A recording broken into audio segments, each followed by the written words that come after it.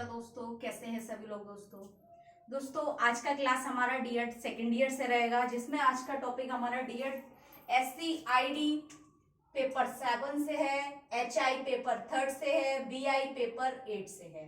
Paper name है हमारा education in emerging Indian society and administration, school administration. ठीक है, टॉपिक है हमारा नेचरलिज्म। ठीक है, प्रकृतिवाद। इससे पहले हम आदर्शवाद यानी कि आइडियलिज्म कर चुके हैं।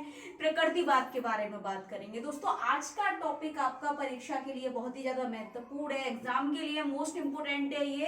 ठीक है ना, किस पेपर से? पेपर नेम जैसे कि education in emerging Indian society and school administration जो आपका पेपर है, इस पेपर से रिलेटेड आज का जो टॉपिक है दोस्तों, ये वेरी वेरी मोस्ट इंपोर्टेंट है। प्रकृतिवाद, आदर्शवाद और यथार्थवाद, ये 3 वाद ऐसे हैं, इनमें से कोई ना कोई एक वाद आपका 10 नंबर में आता ही आता है और हमेशा पूछा गया है। लास्ट ईयर का पेपर देख लीजिए, उसमें भी आपको देखने को मिलेगा। तो HI VI ID सभी सेकेंड ईयर स्टूडेंट्स के लिए ये मोस्ट इंपोर्टेंट टॉपिक रहेगा आपका। ठीक है, नेचरलिज्म यानी कि प्रकृतिवाद। प्रकृतिवाद क्या है? देखिए दोस्तों, शिक्षा दर्शन में ये जितने भी वाद है ना, इनकी सबकी अपनी अपनी महत्व है, अपनी अपनी विशेषताएं हैं, अपनी अपनी अधिगम प्रक्रिया के लिए इन्होंने शिक्षण विधियां दी हैं। मतलब हर वाद का यानी कि हर शिक्षा दर्शन, हर जितने भी वाद दिए, हर वाद का शिक्षा दर्शन में इनका एक योगदान है कि आप किस तरीके से किसी बालक के विकास के लिए आप किस किस तरीके से अपनी शिक्षा को प्रदान कर सकते हैं, कौन कौन सी शिक्षा के माध्यम से आप छात्र का उसका सर्वांगीण विकास कर सकते हैं। तो दोस्तों आज का हमारा प्रकृतिवाद रहेगा कि प्रकृतिवाद क्या है, प्रकृतिवाद शिक्षा क्या है, या प्रकृति शिक्षा दर्शन में प्रकृतिवाद का क्या महत्व है। तो इसका अर्थ और परिभाषा और इसके उद्देश्य के बारे में जानेंगे, इसके गुण और विशेषताओं के बारे में जानेंगे, पाठ्यक्रम क्या है इसका और इसकी शिक्षण विधियां क्या है, इन सभी के बारे में जानेंगे। देखिए दोस्तों, नेचरलिज्म यानी कि प्रकृतिवाद। प्रकृतिवाद का मतलब क्या है दोस्तों? प्रकृति शब्द जो है, प्रकृति एक शब्द ऐसा शब्द है जो कोई उत्पन्न नहीं करता, स्वतः उसका शाश्वत एक दर्शन है। यानी कि हम कह सकते हैं आप प्रकृति से दूर नहीं रह सकते। आप किसी भी जगह पे जाते हैं, आप किसी भी स्थान पर हैं, हर जगह से हर व्यक्ति को प्रकृति कहीं ना कहीं घेरी हुई है। यानी कि मनुष्य के चारों तरफ जो है एक प्रकृति है, जिसके चारों ओर रहकर मनुष्य का विकास होता है, चाहे वो शारीरिक विकास हो, मानसिक विकास हो, यानी कि सर्वांगीण विकास हो। हर कार्य का विकास प्रकृति के माध्यम से किया जाता है, चाहे वो मानव जाति से हो, जनजाति से हो, पदार्थवादी हो, यथार्थवादी हो, जैववादी हो। हर किसी का विकास जो है प्रकृति से ही संभव किया गया है, या प्रकृति से संबंधित या संभव बताया गया है। तो दोस्तों देखिए, प्रकृतिवाद का अर्थ, प्रकृतिवाद अंग्रेजी का शब्द नेचुरलिज्म शब्द का हिंदी रूपांतरण है। यानी कि प्रकृतिवाद जो है, अंग्रेजी का जो शब्द नेचुरलिज्म है, इस शब्द का हिंदी रूपांतरण है जिसे हम प्रकृतिवाद कहते हैं, जो 2 शब्दों के योग से मिला। योग का मतलब है जोड़कर बना है। पहला है नेचर, दूसरा इज्म, यानी कि नेचुरल और इज्म। तो नेचुरल का इसमें अर्थ है आपका प्रकृति से, समझ रहे हैं? नेचुरल शब्द का अर्थ जो है हिंदी में प्रकृति से है, और इज्म का है बाद से, यानी कि किसी बाद से। ठीक है, किसी बाद से। ठीक, इस प्रकार प्रकृति से संबंधित सिद्धांतों का अध्ययन ही प्रकृतिवाद है। यानी कि वो कह रहे हैं प्रकृति से संबंधित जितने भी सिद्धांत हैं, उन सभी सिद्धांतों का अध्ययन ही प्रकृतिवाद कहलाता है। ठीक है, प्रकृतिवाद की शिक्षा के क्षेत्र में प्रकृति शब्द का प्रयोग 2 अर्थों में करते हैं। यानी कि प्रकृतिवाद की जो शिक्षा है, शिक्षा दर्शन में जो प्रकृतिवाद है, इसका जो प्रयोग करते हैं, इसका शब्द का प्रयोग 2 अर्थों में करते हैं। कौन कौन सा? एक तो आपका भौतिक प्रकृति, ठीक है ना, भौतिक प्रकृति और बालक की प्रकृति, 2 प्रकृति में करते हैं। ठीक है, भौतिक प्रकृति या मानव प्रकृति, यानी कि बालक की प्रकृति, या फिर मानव की प्रकृति भी कह सकते हैं। भौतिक प्रकृति बाह्य प्रकृति है। भौतिक का मतलब आप समझते हैं, भौतिक का मतलब बाह्य, जैसे जिसे मानव के द्वारा उत्पन्न किया जा सकता हो। जैसे कि हमारी सुख सुविधाएं ले लीजिए, भौतिक रूप से हमारी भौतिक आवश्यकताएं, ठीक है, भौतिक पदार्थ ले लीजिए आप, ठीक है, घर, कपड़ा, मकान, रोटी, ठीक है, रसायन क्रियाएं, ये सारी चीजें क्या है, भौतिक है, जो हम उपलब्ध हमारे पृथ्वी पर है और जो मानव द्वारा निर्मित है, वे सभी भौतिक संसाधन है। तो यहाँ पर भौतिक प्रकृति का अर्थ बाह्य, बहुत बाह्य चीजों से है, ठीक है, बाह्य प्रकृति से, तथा मानव प्रकृति का जो अर्थ इन्होंने बताया यहाँ पर, बालक की प्रकृति या मानव की प्रकृति का अर्थ बालक की मूल प्रवृत्तियों से है, उसके आवेगों से है, ठीक है, उसकी क्षमताओं से है, जिन्हें बालक जन्म से अपने साथ लेकर आता है। यानी कि बालक की प्रकृति, यानी कि भौतिक जो प्रकृतिवाद जो है, प्रकृतिवाद का जो, प्रकृतिवाद शब्द का जो उपयोग हम करते हैं शिक्षा दर्शन में, दो प्रकार से करते हैं, एक तो भौतिक प्रकृतिवाद और दूसरा बालक प्रकृतिवाद, ठीक है। भौतिक प्रकृतिवाद हमारा बाह्य चीजों से है, ठीक है, और जो हमारा बालक प्रकृतिवाद है वो बालक की कुछ चीजें, जैसे मानव प्रकृतिवाद जैसे मूल प्रवृत्तियां उसकी, उसके आवेग हो गई, उसकी क्षमताएं हो गई, उसकी योग्यताएं हो गई, ठीक है, जिन्हें बालक जन्म से लेकर आता है। फिर कह रहे हैं प्रकृतिवाद प्रकृति में विश्वास रखता है। यानी कि प्रकृतिवाद जो है, ये प्रकृतिवाद शिक्षा दर्शन जो है, कह रहे हैं ये केवल प्रकृति में ही विश्वास रखता है, किताबी ज्ञान को नकारता है, किताबी ज्ञान में विश्वास नहीं रखता, उसका विरोध करता है, ठीक है ना, और आध्यात्मिकता को भी विरोध करता है। कहता है कि आध्यात्मिकता एक ऐसी चीज है जो मानव के उद्देश्यों को उल्लंघन करती है और उनके मस्तिष्क को भ्रम देती है, या उनके मस्तिष्क में किसी भी प्रकार का भ्रम पैदा करती है, या उनको गुमराह करती है अपने उद्देश्य से, ठीक। कह रहे हैं प्रकृतिवाद प्रकृति में विश्वास रखता है, यह प्राकृतिक नियमों को सर्वोपरि मानता है। यानी कि प्रकृतिवाद जो है दोस्तों, प्राकृतिक नियमों को सर्वोपरि मानता है। जैसे कि प्रकृति के कुछ अपने नियम हैं, ठीक है, वे नियम कभी बदले नहीं जा सकते, ना बदले हैं और ना बदलेंगे भविष्य में, तो उन नियमों के अनुसार ही वह अपने सभी कार्यों को पूर्ण करता है, और प्रकृतिवाद प्रकृति के नियमों को ही सर्वोपरि मानता है, ठीक। कि प्राकृतिक जगत शाश्वत है। यानी कि इसका मतलब ये है, इनका मानना ये है प्रकृतिवाद का, कि प्राकृतिक जगत शाश्वत है। यानी कि शाश्वत का मतलब है यह फैला हुआ है, जो सामने है, जो हमें दिख रहा है यथार्थ में, वह शाश्वत है और हमारे सामने और सच्चा है, सत्य है। तो उन्होंने कहा है कि प्रकृतिवाद सर्वोपरि है और प्रकृतिवाद ही शाश्वत है हमारे जी, ठीक है, और यह प्राकृतिक शक्तियों में विश्वास करता है, ठीक है।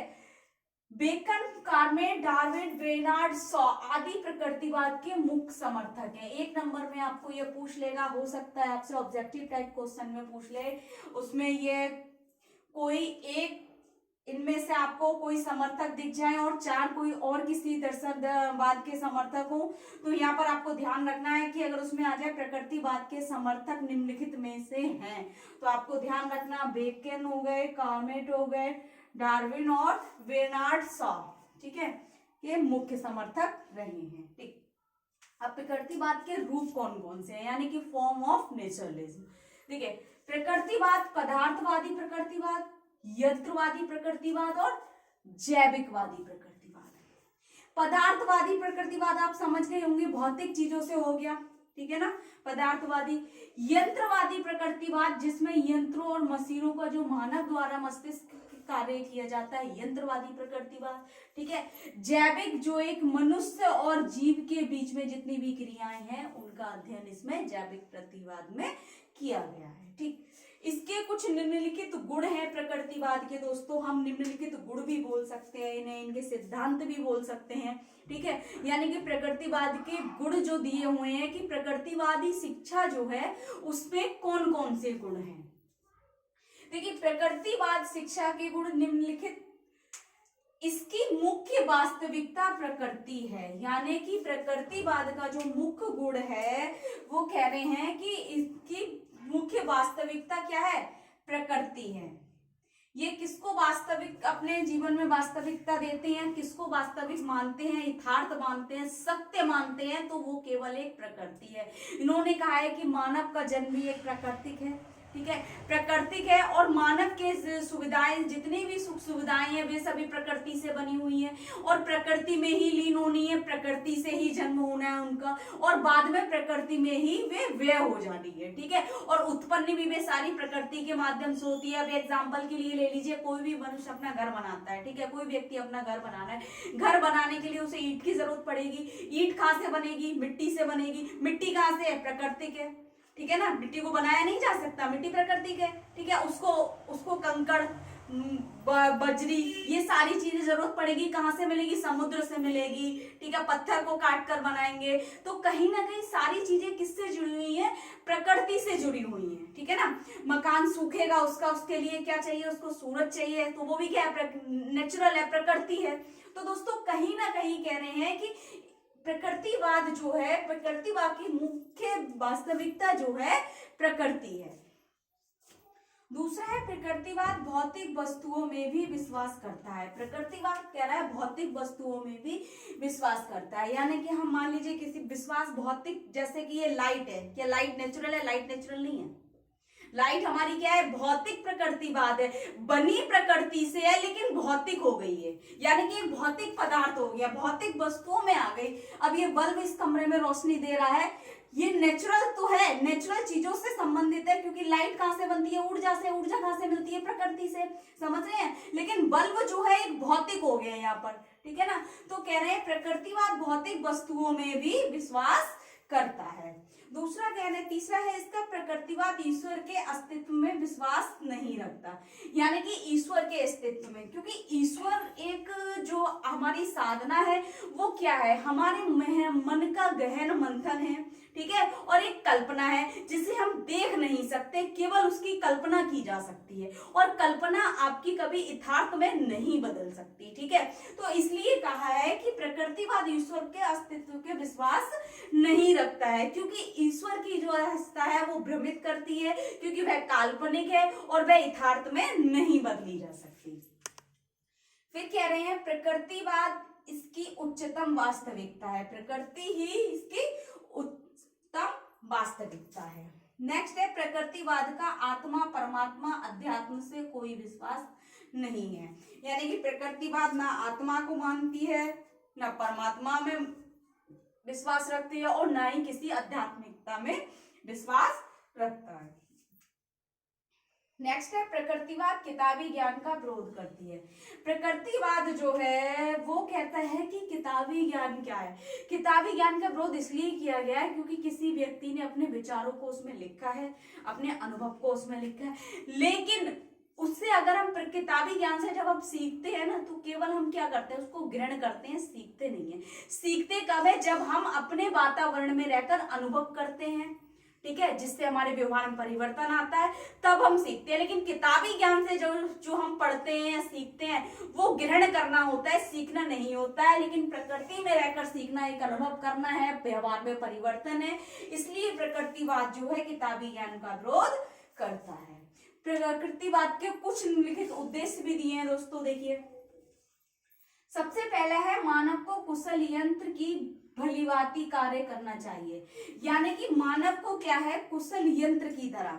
कुशल यंत्र यानी कि मानव क्या है? एक मशीन है, ठीक है ना, मशीन है जो अपने प्रकृति में किसी भी कार्य में समायोजन या किसी भी चीज के लिए एक परिपूर्ण है, ठीक है, परिपक्व है, क्योंकि प्रकृति की खोज किसने की है? मानव ने की है, ठीक है ना। आग की खोज किसी मानव ने की है, उसका प्रयोग किया मानव ने किया। तो प्रकृति में जितनी भी चीजें हैं, ठीक है, वो किसने की है? मानव के द्वारा सारे खोज हुए हैं। लेकिन वो क्या है? मानव क्या है? एक मशीन है। तो मानव को एक मशीन के रूप में या यंत्र के रूप में कार्य करना चाहिए।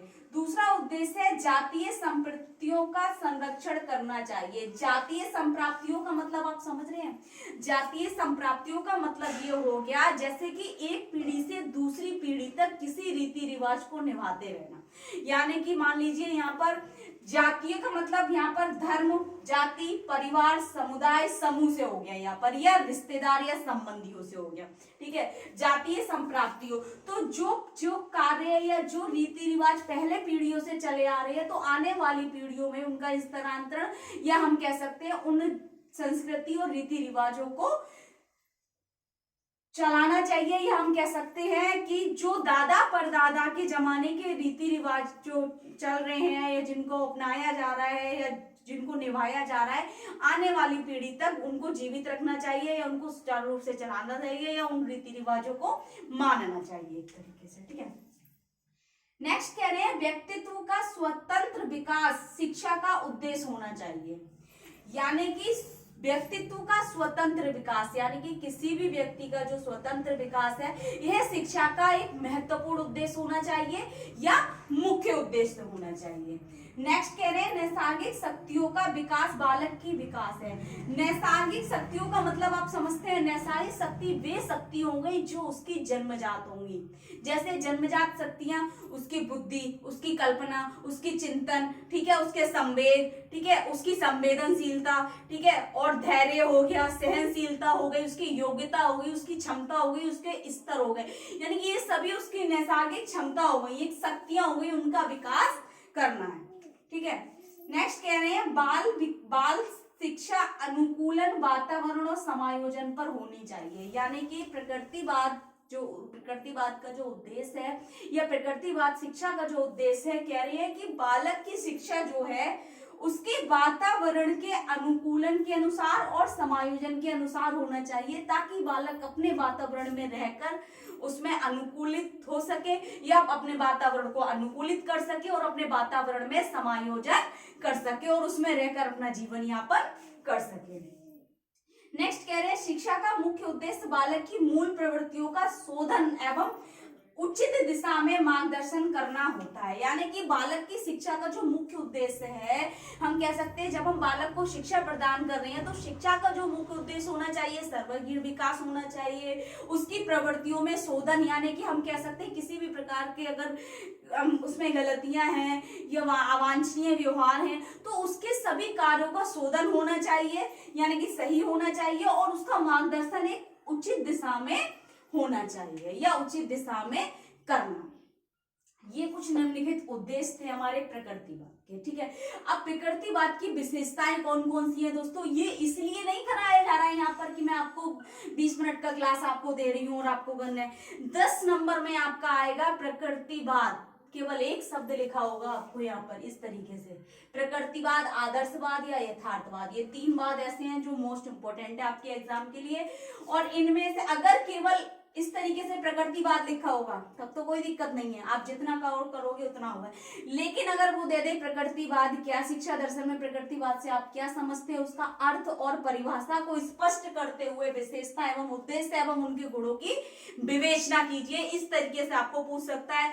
1 नंबर में आपसे प्रकृतिवाद के रूप पूछ सकता है, कौन कौन से रूप है, तो 3 रूप है, आपको पता होना चाहिए। इसलिए मैंने आपको जो मोस्ट ट्रिक थी ना, इसमें मोस्ट इंपोर्टेंट जो इसके टिप जो थे वो मैंने आपको यहाँ पर लिख दिए हैं, आप चाहे तो स्क्रीनशॉट ले सकते हैं, आप इसको लिख के रख सकते हैं। और इससे रिलेटेड प्रकृतिवाद से और यथार्थवाद से 1 नंबर में 2 नंबर में क्वेश्चन जरूर पूछे जाते हैं और ऑब्जेक्टिव टाइप में भी इससे रिलेटेड क्वेश्चन आते हैं। इसलिए मैंने आपको जो छोटी छोटी चीजें थी वो यहाँ पर लिख दी है, और इसकी शिक्षण विधियां भी पूछी जाती है, प्रकृतिवाद और शिक्षण की विधियां। ठीक है, चलिए अब इसकी विशेषताएं क्या है, विशेषताएं कर लेते हैं। ठीक, तो दोस्तों प्रकृतिवाद की जो विशेषताएं हैं, हम कह सकते हैं प्रकृतिवाद शिक्षा की जो विशेषताएं, यानी कि प्रकृतिवाद जो शिक्षा है हमारा, प्रकृतिवाद दर्शन जो है, इस दर्शन की शिक्षा की क्या क्या विशेषताएं हैं प्रकृतिवादी की। सबसे पहले कह रहे हैं सामाजिक न्याय एवं स्वतंत्रता का विकास। प्रकृतिवाद शिक्षा का एक विशेषता है कि इस शिक्षा में क्या है, सामाजिक न्याय, यानी कि सामाजिक रूप से सामाजिक विकास, राष्ट्रीय विकास और सामाजिक न्याय, यानी कि सभी के हित के लिए कार्य का विकास, सर्वांगीण विकास और स्वतंत्रता का विकास है। दूसरा कह रहे हैं सह शिक्षा पर बल। सह शिक्षा का मतलब हो गया, एक तो शिक्षा हो गई किसी विशेष पाठ्यक्रम से, सह शिक्षा हो गई व्यक्ति के संपूर्ण जीवन से, ऐसी शिक्षा जो व्यक्ति के आज पर भी निर्भर हो, पूर्व पर भी निर्भर हो और भविष्य पे भी निर्भर हो या उस पर आधारित हो। तो सह शिक्षा का मतलब ये हो जाता है छात्र अभी जो सीख रहा है जिस अवस्था में, वो भी महत्वपूर्ण समय, उस समय के लिए भी महत्वपूर्ण है, ठीक है, और आने वाले समय के लिए भी महत्वपूर्ण है, जो उसके संपूर्ण जीवन में उसका सहयोग या योगदान दे सके, ठीक है। प्रगतिशील शिक्षा, देखिए प्रकृतिवादी शिक्षा जो है प्रगतिशील शिक्षा, इसमें मानव के विकास के लिए सभी प्रेरणाओं को बताया गया है और इस शिक्षा के माध्यम से एक प्रगतिशील शिक्षा की प्रक्रिया चलाई जाती है। हम कह सकते हैं बालक इसमें जो सीखता है करके सीखता है, ठीक है, अनुभव करता है, खोजता है, ठीक है, और योजनाएं बनाता है। तो बहुत सारे ऐसी शिक्षा पद्धतियों के अनुसार इसमें क्या कहा गया है कि प्रगतिशील शिक्षा, एक तरीके से प्रगतिवादी शिक्षा जो है वो क्या है, प्रगतिशील शिक्षा है। नेक्स्ट है बालक की स्वतंत्रता, यानी कि इस शिक्षा के अंतर्गत बालक पूर्ण रूप से स्वतंत्र रहता है और अपनी इच्छाओं, रुचियों, अभिरुचियों के माध्यम से और अपने अधिगम शैली के माध्यम से स्वतंत्र रूप से अपने वातावरण में सीखता है या अपनी प्रकृति में सीखता है, ठीक है। नेक्स्ट कह रहे हैं इंद्रिय प्रशिक्षण पर बल। इंद्रिय प्रशिक्षण पर मतलब बात समझ रहे हैं, इंद्रिय प्रशिक्षण हमारी जितनी भी इंद्रियां हैं इनका प्रशिक्षण, यानी कि इनको किसी भी प्रकार का कौशल सिखाने, इनके माध्यम से जो प्रशिक्षण है उन प्रशिक्षण पर बल दिया जाता है। अगर सीधी बात कहें तो यहाँ पर अनुभव पर बल देना, ठीक है।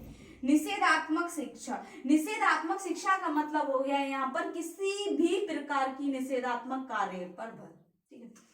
नेक्स्ट है पुस्तकीय ज्ञान का विरोध। इसकी एक विशेषता है, जैसे कि अभी बताया था कि प्रकृतिवादी जो है पुस्तकीय ज्ञान पर विरोध करता है, क्योंकि पुस्तकीय ज्ञान केवल ग्रहण कर सकते हैं, हम सीख नहीं सकते। रटना कहते हैं ना, रटंत विद्या, ठीक है ना, तो रटना नहीं, जब हम करके सीखते हैं तो ज्यादा सीखते हैं, ठीक है ना। अब एक चीज हम पढ़ रहे हैं नहीं सीखेंगे, जो चीज हम सुन भी रहे हैं, देख भी रहे हैं और कर भी रहे हैं, तो कहीं ना कहीं वो हमारे व्यवहार में परिवर्तन हो जाएगा और उस चीज को हम स्वतः सीख जाते हैं। तो प्रकृतिवाद अनुभव पर बल देता है, किताबी ज्ञान पर बल नहीं देता है। नेक्स्ट कह रहे हैं प्रकृति का अनुसरण, यानी कि प्रकृतिवादी जो है, प्रकृतिवादी शिक्षा क्या है, प्रकृति का अनुसरण करती है, अपने समय सारणी को या अपने नियमों को प्रकृति के नियमों के अनुसार ही उसका पालन करती है और प्रकृति के नियमों का अनुसरण करती है। बाल केंद्रित शिक्षा, प्रकृतिवादी शिक्षा एक ऐसी शिक्षा है या प्रकृतिवादी शिक्षा का पाठ्यक्रम जो है एक ऐसा पाठ्यक्रम है जो क्या है, बालक को केंद्र बिंदु मानता है, यानी कि इसमें जो शिक्षा का केंद्र बिंदु जो है बालक है, यानी कि जो शिक्षा का उद्देश्य होगा बालक के अनुसार होगा, बालक की इच्छा अनुसार होगा, उसकी रुचि के अनुसार होगा, ठीक है, उसकी प्रेरणाओं के अनुसार होगा, उसकी आवश्यकताओं के अनुसार होगा, उसके स्तर के अनुसार होगा, ठीक है, उसकी क्षमताओं के अनुसार होगा, ठीक है ना। तो वो क्या है कि बाल केंद्रित शिक्षा, ठीक। अगर हम बात करें इसका पाठ्यक्रम किस तरीके से तैयार किया जाता है, प्रकृतिवादी शिक्षा का पाठ्यक्रम, ठीक। देखिए प्रकृतिवादी विद्यार्थी को पाठ्यक्रम का आधार मानते हैं, यानी कि प्रकृतिवादी जो है विद्यार्थी को पाठ्यक्रम का आधार मानते हैं, यानी कि बेस क्या है, हम केंद्र बिंदु कह सकते हैं, विद्यार्थी को मानते हैं, क्योंकि इसकी एक विशेषता है बाल केंद्रित शिक्षा ही प्रकृतिवादी शिक्षा है, ठीक है। तो यहाँ पर कह रहे हैं केंद्र बिंदु कौन है, यहाँ का इसका आधार कौन है, पाठ्यक्रम का एक छात्र है, ठीक है। उनका कहना है कि पाठ्यक्रम की रूपरेखा, यानी कि पाठ्यक्रम की जो फॉर्मेशन है, पाठ्यक्रम का जो योजना है, पाठ्यक्रम की जो तैयारी है, या हम जब पाठ्यक्रम नियोजन करते हैं, पाठ्यक्रम निर्माण जब करते हैं, तो शिक्षार्थी की रुचि, यानी कि उसका इंटरेस्ट किस कार्य में, किस एरिया में उसका इंटरेस्ट है, ठीक है ना, क्या सीखने, किस तरीके से वो सीखना चाहता है, उसकी क्या अधिगम शैली है, ठीक है, उसकी योग्यता, उसकी एबिलिटी के अकॉर्डिंग, ठीक है, उसकी क्षमता के अकॉर्डिंग, ठीक है ना, उसके विद्यार्थी की रुचि के अनुसार, योग्यता के अनुसार, क्षमता के अनुसार, और उसकी मूल प्रवृत्तियां क्या हैं, ठीक है, मूल प्रवृत्ति, स्वाभाविक क्रियाएं कौन कौन सी हैं, व्यक्तिगत भिन्नताओं के आधार पर तैयार करना चाहिए। प्रगतिवादी से जो हमारा पाठ्यक्रम तैयार करते हैं प्रगतिवादी, तो वो उनका कहना ये है कि बाल केंद्रित शिक्षा के आधार पर जब हम किसी भी पाठ्यक्रम को तैयार करेंगे तो छात्र क्या करेंगे, विद्यार्थी की रुचि, योग्यता, क्षमता, मूल प्रवृत्तियां, स्वाभाविक क्रियाएं और व्यक्तिगत भिन्नताओं के आधार पर हमें पाठ्यक्रम तैयार करना चाहिए, जिससे वह अपनी अभिरुचि को स्वतंत्रता पूर्वक विकसित करके विकास की विभिन्न अवस्थाओं की आवश्यकताओं को पूरा करते हुए मानव जीवन को पूर्णता से जी सके। यानी कि वो ये कह रहे हैं, अगर छात्र के अनुसार, छात्र को आधार मानकर उसकी अयोग्यताओं को, उसकी आवश्यकताओं को, उसकी रुचियों को, उसके स्वाभाविक क्रियाओं को, है ना, उन सभी को आधार मानते हुए और स्वतंत्र रूप से अगर हम उनको कोई भी शिक्षा प्रशिक्षण प्रदान करेंगे तो उसकी विभिन्न अवस्थाओं की जो आवश्यकताएं हैं उनको पूर्ण किया जा सकता है और आत्मनिर्भर रूप से एक अच्छा जीवन जी सकता है छात्र। ठीक है, तो ये हमारा प्रकृतिवाद का पाठ्यक्रम हो गया। अब इसकी शिक्षण विधियां कौन कौन सी हैं प्रकृतिवाद की दोस्तों? सबसे कह रहे हैं प्रत्यक्ष विधि, यानी कि डायरेक्ट मेथड। ठीक है ना, प्रत्यक्ष विधि। प्रकृतिवाद शिक्षण विधियों में प्रत्यक्ष विधि आ गया। दूसरा है करके सीखना, यानी कि कुछ होते हैं देखकर सीखते हैं, सुनकर सीखते हैं, लेकिन करके सीखना प्रकृतिवाद का एक ये विधि है कि प्रकृतिवादी शिक्षा में क्या है, छात्र करके सीखता है, अनुभव द्वारा सीखता है। ठीक है, यानी कि व्यवहार में परिवर्तन हो रहा है, अनुभव कर रहा है इसलिए व्यवहार में परिवर्तन हो रहा है। खेल के माध्यम से क्या है, बच्चा स्वतंत्रता महसूस करता है, उसको डर नहीं होता है किसी चीज का, निडर होकर सीखता है। और जो खेल के माध्यम से सीखता है बच्चा, वो एक अर्थपूर्ण तरीके से सीखता है। ठीक है, क्योंकि हम औपचारिक इतना नहीं सीखते जितना हम अनौपचारिक रूप से सीखते हैं। ठीक है ना, ठीक है, ह्यूरिस्टिक पद्धति हो गई, डाल्टन विधि हो गई, मॉन्टेसरी विधि हो गई और निरीक्षण विधि हो गई। ठीक है ना, निरीक्षण विधि है ये, ऑब्जर्वेशन। ठीक है, तो दोस्तों ये इसकी शिक्षण विधियां हैं। तो ये टॉपिक आपका ये प्रकृतिवाद का था जो वेरी वेरी मोस्ट इंपोर्टेंट था दोस्तों, आज हो गया, जिसमें आपने अर्थ, परिभाषा और गुण, उसके रूप, उद्देश्य, विशेषताएं, पाठ्यक्रम और शिक्षण विधियां को आप कर चुके हैं। बाकी इससे रिलेटेड अगर आपको कुछ समझ नहीं आ रहा है, कुछ डाउट लग रहा है, कुछ पूछना है तो कमेंट बॉक्स में जाके कमेंट करें। ज्यादा से ज्यादा वीडियो लाइक करें, चैनल को सब्सक्राइब करें, बेल आइकन को प्रेस कर दें ताकि नेक्स्ट आने वाली क्लास आप तक पहुंचती रहे दोस्तों। Thank you so much.